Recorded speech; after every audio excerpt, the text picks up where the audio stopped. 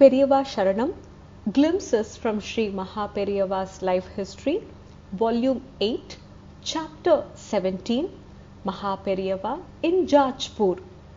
Jajpur is a major city in the state of Orissa, now Odisha. Prior to 1993, it was a part of Cuttack district. It is a seat of ancient culture and one of the holy shrines for Hindus. It is located on the banks of the river Vaitarani that runs north as Uttaravahini. The city serves as a pilgrim center throughout the year.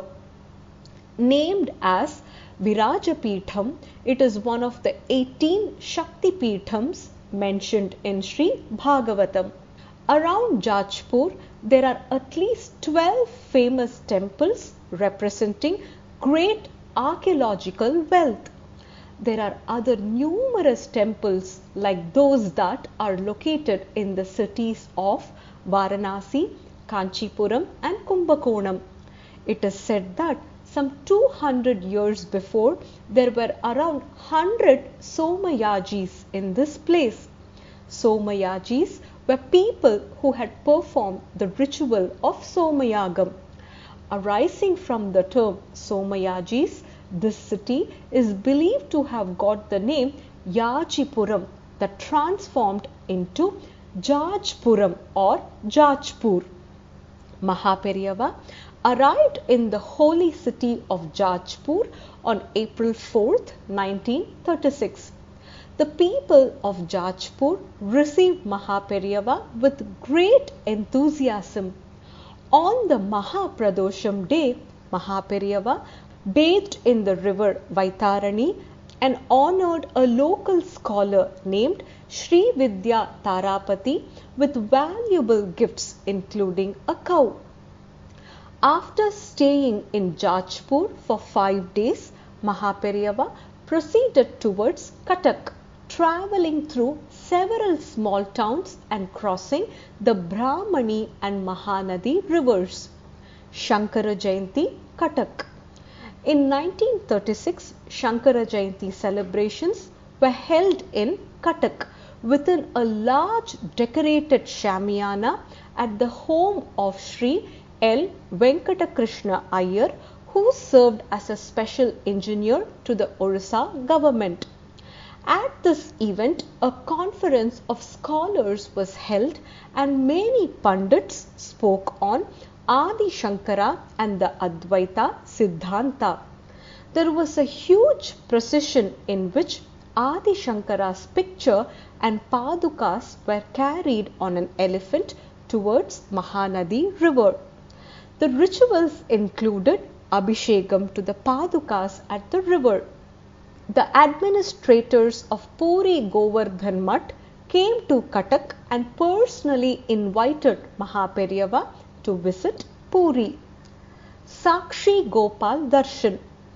After camping in Cuttack for about 10 days, April 10th to 24th, 1936, MahaPeriyava moved further through several villages and arrived in the town of Sakshi Gopal, witness Gopal, located on the Puri Bhuvaneshwar highway. In this pilgrim town, MahaPeriyava had darshan of Lord Gopal at the Sakshi Gopal temple. There is an interesting legend associated with this temple. Since several generations, the people of Orissa, now Odisha, keep telling the story about Sakshi Gopal.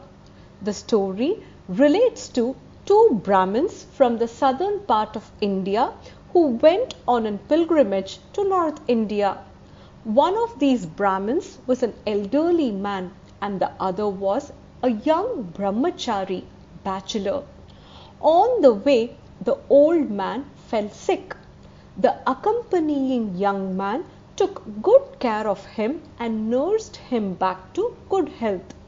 The elderly Brahmin was so grateful for this reverential service that he promised to give his daughter in marriage to the young man. This promise was made in the temple of Gopal deity at Mathura. However, when the pilgrims returned home, the elderly man went back on his promise because he felt the young man was poor and inferior in caste.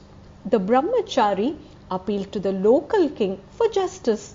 The king required a witness, Sakshi, to the promise, but the young man had none except the deity of Gopal. So the king asked him to bring the Gopal deity to testify as witness. In full faith, the young man went back to Mathura and prayed before Gopala deity to help him and appear before the king as a witness. Lord Gopala responded to the young man's prayers and agreed to follow him, but on condition that if the young man looks back, he will stop and stay at that place. So Lord Gopala followed him until the young man reached his hometown in Kanchi and inadvertently looked back in happiness.